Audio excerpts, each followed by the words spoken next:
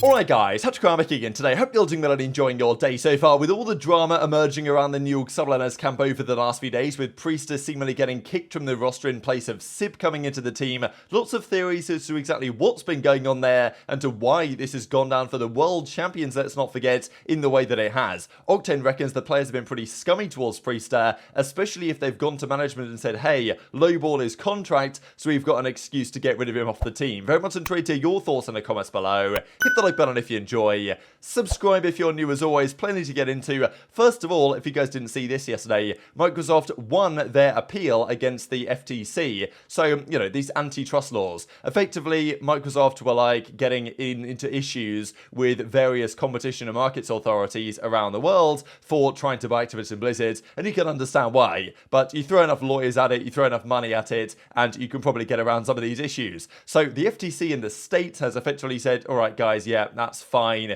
our case wasn't good enough to say no, so you can do it. The only hurdle for them now to get through is the UK CMA that have also said no, but it seems like they're probably going to find a way around that as well. So is this good, is this bad? Many of us were hopeful when this was first announced a long time ago now that Microsoft were going to try and do this, that it's going to be a positive thing for Call of Duty. The way that Activision have been running COD over the last several years, the games we get nowadays, it's not the same as it used to be, and if it continues under Activision Blizzard's reign, I can't see it getting any better. Will Microsoft do a better job? You don't really know, and my question is, what does it mean for the competitive leagues? Activision started these leagues, they run the leagues, the Overwatch League is an absolute shambles, the Call of Duty League is doing relatively good compared to the OWL, but there's still plenty of teams that don't really have much money, they're looking to potentially sell, so it's not exactly thriving, let's say, the CDL right now, and there's a good chance that Microsoft come in and say, this isn't even our product, we're just going to shut the whole thing down. And you might say, oh great, back to the CWL, but there's absolutely no guarantees that whatever replaces the CDL, and there always will be some form of competition around Call of Duty and gaming, that's just how it works. Some people are always going to play COD on a competitive level, whatever ecosystem that resides in, but whatever follows from Microsoft's perspective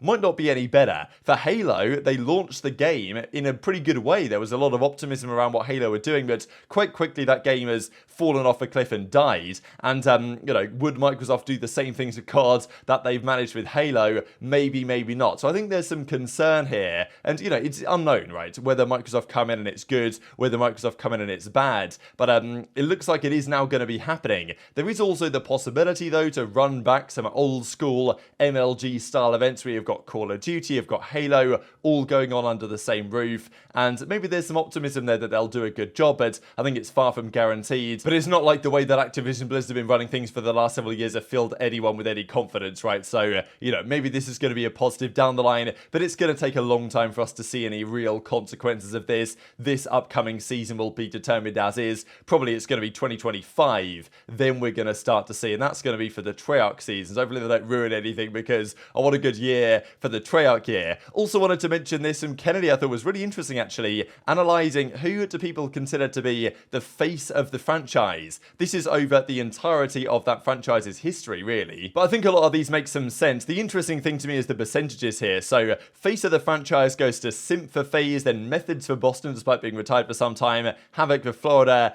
Clay immediately as like overhauls Temp, I suppose, there as the face of the Legion, even though he might not be there next season, neither of those players possibly. Zero for London, Arcitys for the Los Angeles Guerrillas. Thieves got Drazah, which I thought was pretty interesting, because I would have thought Octane certainly would have been the one that came to mind for me, but then Minnesota attached. This is probably the biggest combination, right? If any part of Minnesota attaches just so much the face of that franchise, and I do wonder whether they're going to still bring him back onto that roster next season. I think it's quite doubtful actually at this point, but it could happen. Hydra for subliners, Scump still for OpTic, right, of course, despite having retired. I guess he did play this season, so I guess it counts. Pred for Surge, Scrappy for Toronto. I think this makes kind of a lot of sense, to be fair. And, you know, Simp being so far ahead for FaZe is pretty interesting. Even Zuma got third place here on this analysis. Doug Sensor Martin only fourth for the Boston Breach, unfortunately. Dave Paddy tied for second on the Florida Mutineers. Temp was just behind Clayster here. Nasty was just behind Zero. Arcitys was far and away the face of the Los Angeles Guerrillas. Octane was second place. Minnesota Rokkr was a bloodbath in favour of Attach, as was Hydra for the subliners. And then Scump still just dominated the rankings here,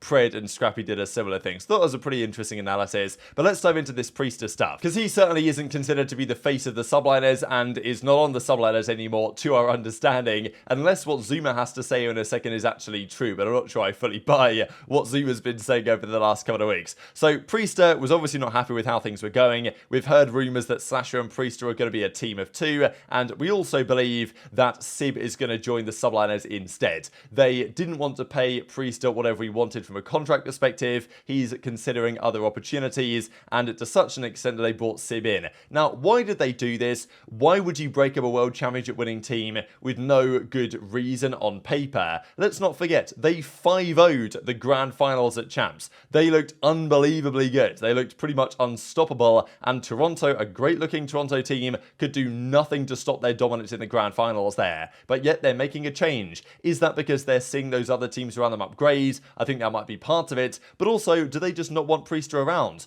We've seen other teams in the past, like last season, the Seattle Surge. They came, what, top 3 at Champs last year, top 3, top 4, but they still stuck it out for the new season. Questionable, but it's happened in the past that teams have placed, you know, in the top 4, made Sundays, and still ran it back, which I've never really agreed with, but often it just never works out for those teams, to be honest, and I think the subliners maybe even felt that after winning, it wasn't going to work out for them. But why would you get rid of Priestahh in this circumstance, right? And this is where you go through Priestah's Twitter likes. You get this one the other day where he says no way he can win Champs and then get dropped, so he likes this one, and you know, he also likes a load of tweets like this: you're a legend, hope you don't get screwed over next season, you're a champion, brother, don't forget that. So he likes all of these tweets, and then actually there was this one from Zero, who tweeted out, it's always the people you least expect that talk trash behind your back. And he also liked this tweet from a couple of days ago now. So definitely interesting timing, right? Just as Priestah's getting seemingly screwed over a bit by his own team and teammates and organisation, for him to be going through and liking a load of tweets to this effect. And this is where the discussion here from Octane and others on this topic. Why exactly has this happened?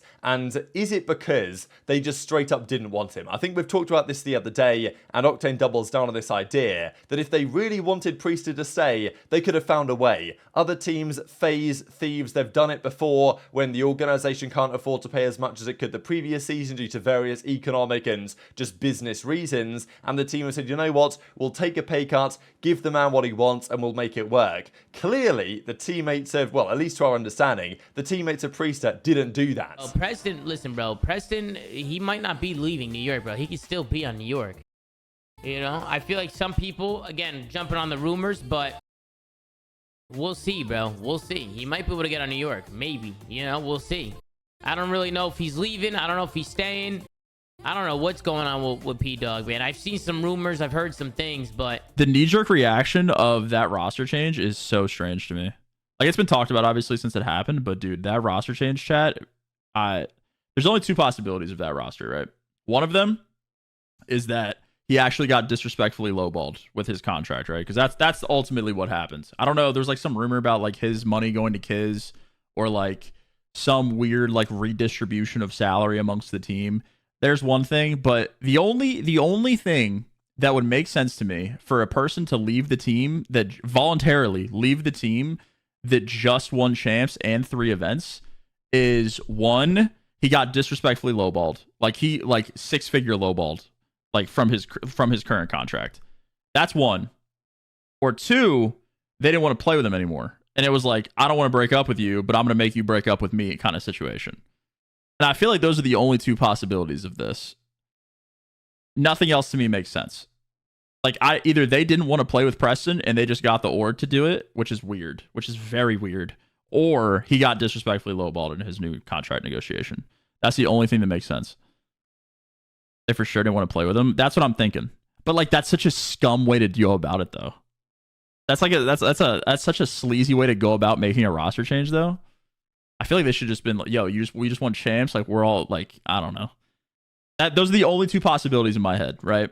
From the outside looking in at this, you don't win 3 events and you don't win champs and then leave the team unless something drastic happens. I agree. There's no way in hell that they win champs. That's what I was going to say too. Don't have the same roster. Like if it was a money thing, players would just take cuts. Like if they really wanted. Exactly. Well, that one's not fair because I don't think it should be on any player. I don't want to break up with you, so I'm going to make you break up with me. That's happened with Atlanta FaZe multiple times. You know how many pay cuts those players took to keep playing with each other? They've taken multiple pay cuts.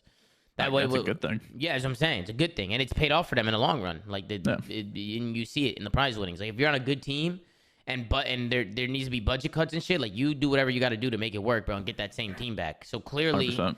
if they didn't want to get that, if they don't have Priestahh coming back, if they want Priestahh on the team, he'd be on the team. He'd be on the team. He'd be on Zuma writes there that it's possible that Priestahh still stays. I think at this point it's basically a 1% chance, 0.5% chance, because apparently Civ is like locked in at this point. And if they were to bring back Priestahh, would that actually, I mean, look, would it be a complete nightmare there internally? It probably would. I don't think it's going to happen, and we're hearing rumours that Slasher and Priestahh are a team of two, so I don't think that's going to happen, and I think the analysis there of Octane especially is more than likely correct on the way that they've done this. But as he says, you know, have they just been really scummy here? It's weird with the subliners, right, because as an organisation and kind of from a cultural perspective, they were a complete shambles 12 months ago. You guys remember after the World Championship last year, the flank episode, Drill versus Crimsix versus Hydra, like it was all going on. Absolute mess. This season, when they formed this roster with Priestahh, because I thought there were other options instead of Priestahh. We talked about Gunless. Obviously, Gunless didn't have a great season in the Challenger side, but, you know, there were other options for Priestahh when they were forming this team of four, but the Priestahh option sounded to me like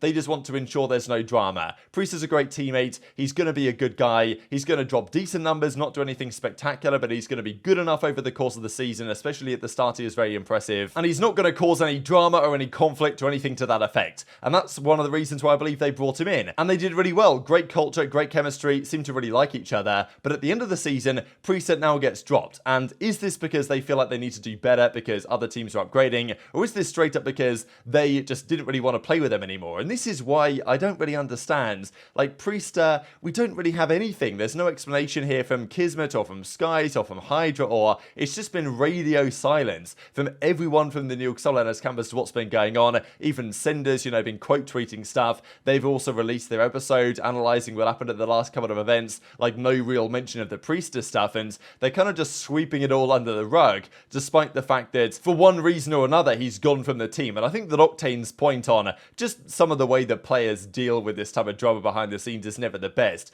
The idea that they've kind of said, you know what, New York, we want to get rid of Priestahh, how about you lowball him and then, you know, let's just move on from there, is I don't exactly think that was what they did, but it's definitely interesting that you never really seem to know or get to know exactly why they've made these decisions. So we'll probably see more on this in the coming days, but I know there's been lots of talk from fans that if this does happen and Priestahh is confirmed to be dropped very shortly and then Sib comes in, that many fans are going to be like, you know what, I'm going to start preying on the subliners' downfall because, look, it's business at the end of the day. And this, I imagine, was a difficult decision for them to make, and it's unclear exactly the reasons why they have done so, but the way that they've handled the whole situation doesn't seem the best. Priestahh obviously is resenting how this has been gone based on some of the tweets he's been liking over the last few days, and you can't blame him, and, well, we're going to get some great rivalries next year. It's setting up for a phenomenal season. Very much intrigued to hear your thoughts in the comments below. Hit the like button if you enjoyed. Subscribe if you're new. Take care, and I'll see you next time.